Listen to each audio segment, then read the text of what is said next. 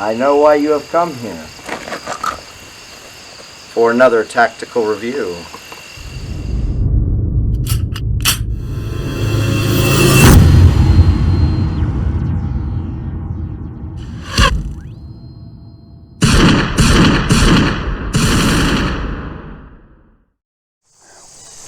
Well, hey everybody, and welcome back to Tactical Review. So today we're going to introduce a new series that Cody had the idea for. We're going to be working on some tactical lever action, and as many of you guys know, right now we're in September of 2020, and we're now in about the 8th month of panic buying, and and so a lot of firearms are getting more difficult to procure, especially AR pattern rifles. And we have friends who are behind iron curtains, mostly at either coast, but we've got some areas in the middle of the country that it's hard to get a proper carbine, or what we would consider a proper carbine, but where a firearm like this is in no ways frightening or terrifying. But Cody, you are pretty confident that we can make this every bit as... Well, I was here. Forgot that I had them on. So we were just shooting it not too long ago. I've done a lot of upgrades to this, if you can't tell. So I have a Bushnell red dot on top. The sights that I put on here were from XS sights, if I recall correctly. Okay. I had to get new front sight and rear sight, but just to put the rail on. But the Midwest Industries rail really gives this rifle a whole new lot in life, being able to put any type of attachment on front. And I understand that a lot of people want to just like throw a bunch of stuff on here, but personally I think what I've got is good enough. I was thinking maybe an angled foregrip later, or maybe like a small like stubby grip, nothing too major. But I also Ranger Point Precision, sorry. Their company is awesome. The loading gate for this Marlin 1894, it's super stiff whenever it's coming back from the factory, or it's coming out of the factory. But the loading gate that I got from Ranger Point Precision, it is smooth as butter loading this now, and I'm absolutely ecstatic about it. And the 3.5 pound wide trigger that they have also gets rid of that Marlin flop that we all know. But I honestly think that this could be a decent fighting rifle. And I'm not saying like, you know, go out and like kill a groundhog in your backyard. No, I mean like there's several people in your home and you're needing to, well, remove them from your home. Yes. Remove them, Hotel California style. There you go. But I honestly think after running this, and I've put probably a box through it now, and which is 50 rounds, and I know that that's not much, but the 357 Magnum round that it's chambered in has a very, very, very, very long track record of putting dudes in the dirt. So I have no doubt in my mind for anybody out there that's looking for a rifle that can do the job, that any job they need it to do, even if that is to protect your life, liberty, your home, or a decent all-around truck gun. This rifle, I am getting confident enough with it now. I've watched a metric ass ton of cowboy action shooting, right, just to kind of see how they are running those lever actions as quick as they are, which they can run them as fast as a machine gun, right, and it's absolutely crazy. But this is just perfect in my opinion for anything that you need to get done. Right. Like the round is perfect, and you're forced to take your time and kind of watch a little bit more. So I know I can get on a rant.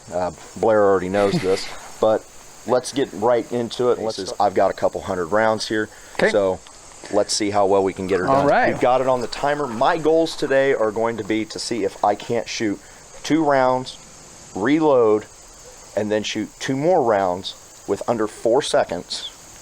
My other goal is to see if I can't shoot 3 rounds in under 2 seconds. And the last one was seeing if I can't run the setup that we have, which is a Steel Challenge setup. And there's 5 targets out there, but to run through this stage in under 4. All right. And I feel like that's pretty decent. So let's get right into it. All right. Shooter ready? Stand by.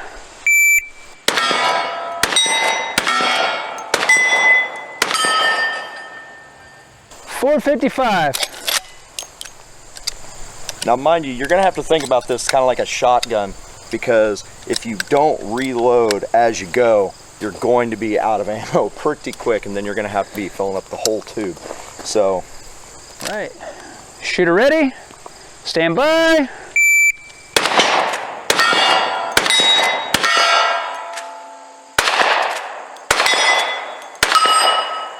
.744. yeah, I kind of pushed on that one. I've had quite a bit of practice on this because whenever I made the comment to him about doing this series back 4 weeks ago, I bought some snap caps and I was practicing reloads with it and a bunch of other stuff. So let's see how somebody that hasn't practiced on this platform whatsoever, how fast you can run it. Okay. And let's see how well you get her done, bud. Tally ho, right? Tally ho. All right, shooter ready. Ready. Stand by. Where's the dot? Okay.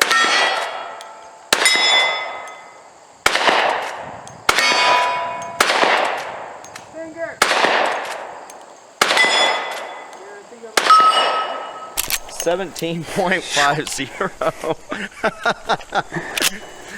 Well, given all the oopsies in there, I'm all right with a 1750. Hey, I'll have to get the all the parts that I used to do this, but on the other hand, out of all the things that I have put into this rifle, you could easily go and get a Rossi. I think it's the Rossi. It's not the black.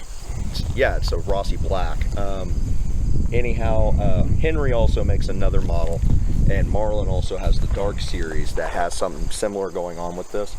But you can get into a platform like this from Henry for upwards of $8, and the Rossi's offering is like $700. Gotcha. So honestly, if you're wanting something cool to play with, go out to the range, do something like hunt or even protect your home. You don't have to go this route.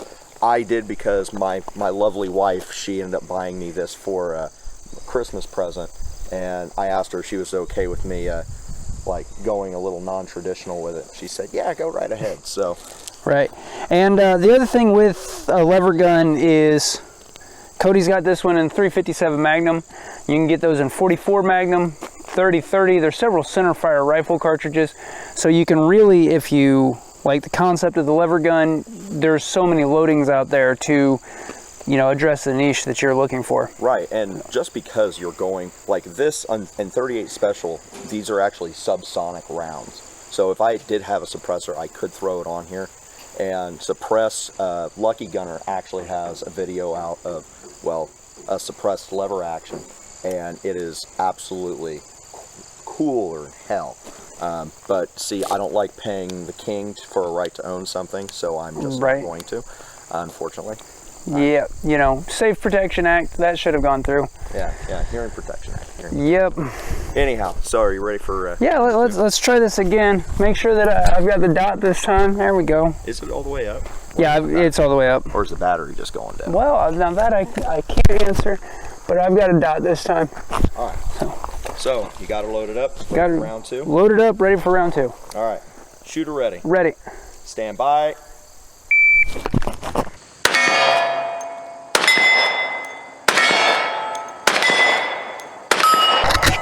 6.81. That was a little better. Hell yeah. So the question of viability in a lever action. Honestly, this gun ruled the West for 50, 60 years. Yeah. This exact setup put more men in the dirt than at any time in history. It is a very, very reliable type of weapon system because of the fact that it is manual. So whenever the question was asked to begin with, is it still viable? Yes, it is. Just because new technology has come out to where now you get more pews per pull of the trigger doesn't mean shit. This gun is still just as viable to do a job if you critique it to that job.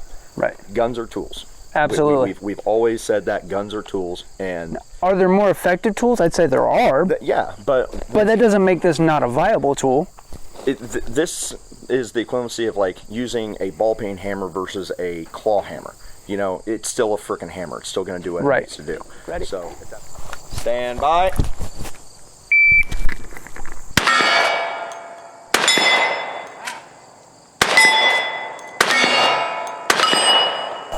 .42. A little slow. But you see, there's that thing. You have to methodically think about that lever throw. And trying to jerk that lever around, I ended up off the lever because I just didn't have her right. Sure. All right, shooter ready. Ready? Stand by.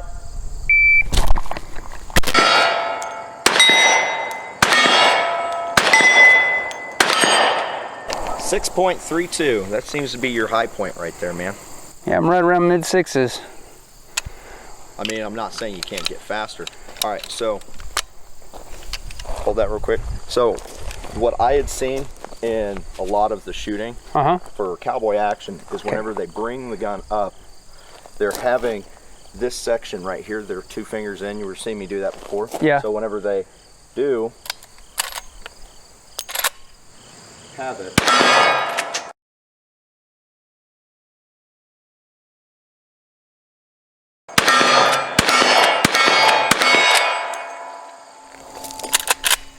so it's just clack, clack, clack. Right. And I know the instinctive thing is to pull your finger out, but only thing that you need to make that trigger go off is just we're wanting to use just that little bit on the outside of the finger.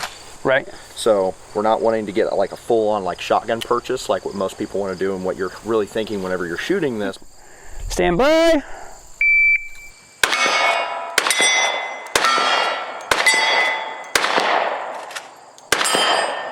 .650. Stand by.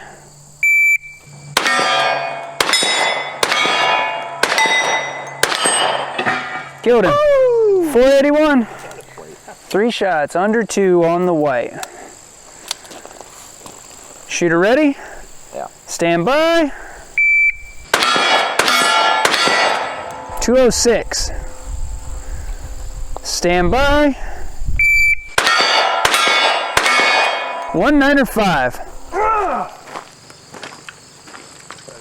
All right. It said 2 shots, reload, 2 shots. Okay. And what was it, 4 seconds? Don't quote me on that. Yeah, I'd have to go back and look at the camera, but let's see what you can do. All right, yep. Stand by.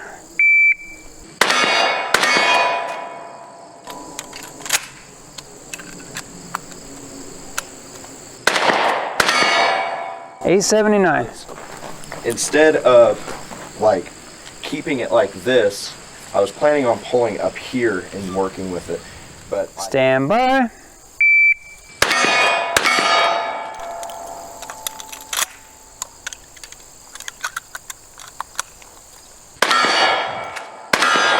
.973.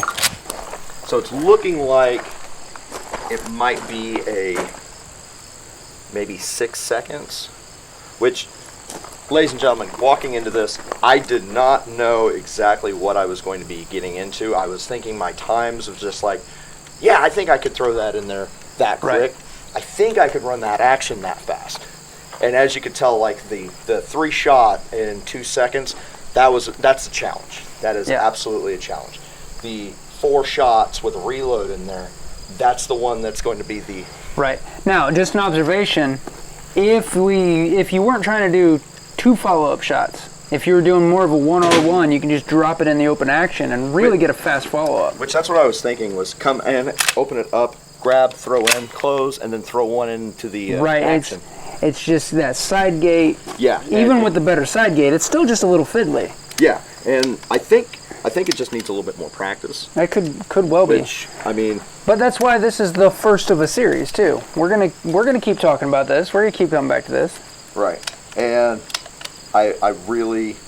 I can't wait to see how this all turns out. Oh, absolutely. I really do. Like, I've already gotten comfortable enough with it over the past week of me just running it and playing with it, that I'm actually sleeping with this next to my bed instead of my rifle. Like my AR-15. Absolutely. And main reason is because, yes, it is a heavier, beefier round, and it is, to me, I would much rather be running this indoors than a supersonic round like a 5.56, because I don't got much hearing left. So at that point, I'm thinking if I throw some subsonic loads in here, then it's not going to be as bad, because I can shoot this with subsonic rounds without any hearing protection on, and it's just a little bit more than a 22. It really is. Right. So, yeah. So, there's another thing that we are wanting to introduce, another series.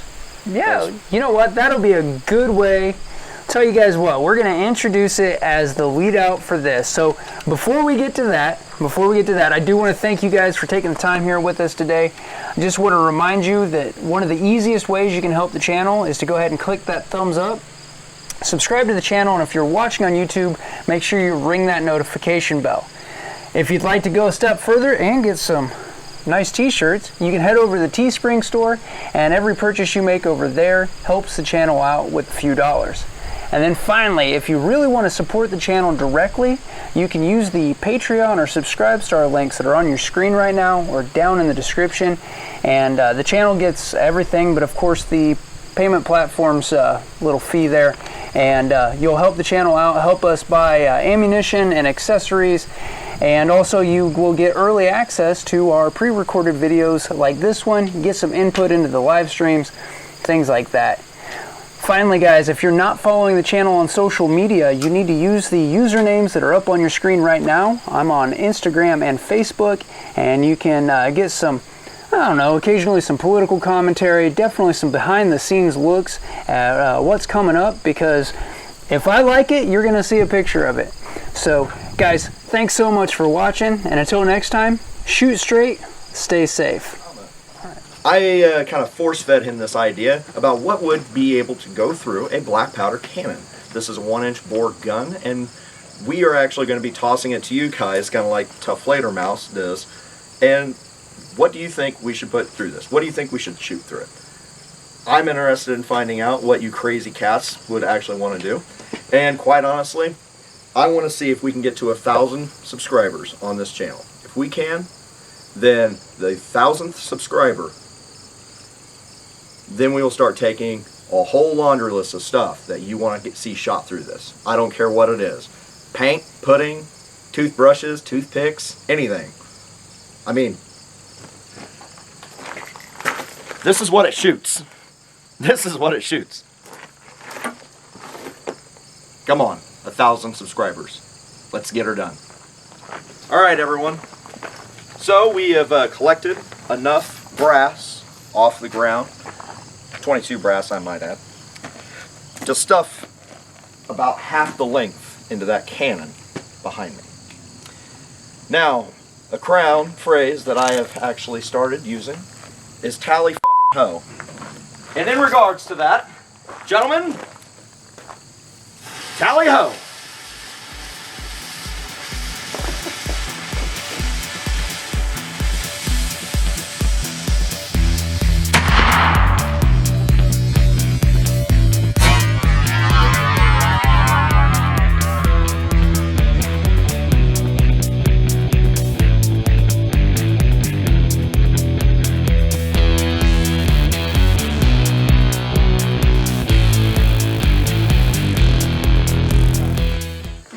Like, share, subscribe, and stay safe on the range.